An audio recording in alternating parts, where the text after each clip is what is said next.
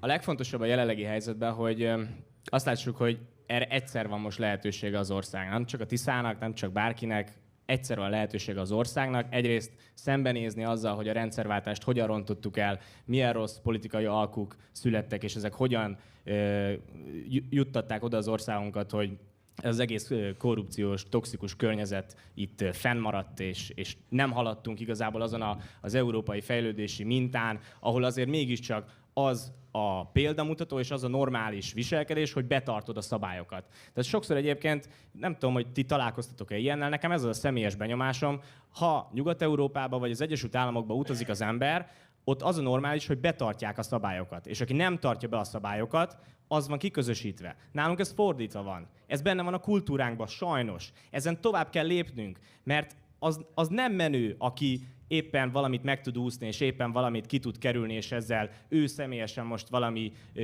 előnyhöz jut. Nem, az a menő, hogyha mindannyian ugyanazon versenyszabályok mellett élünk együtt, igazságosan, és közösen tudunk együtt fejlődni, nem pedig csak az, hogy az X meg az Y tud kilőni ugye magunk közül. Tehát a legfontosabb szerintem, hogy jól kell csinálni. Ez a 6 év, ez engem is nagyon szíven ütött egyébként, de lehet, hogy ez a reális.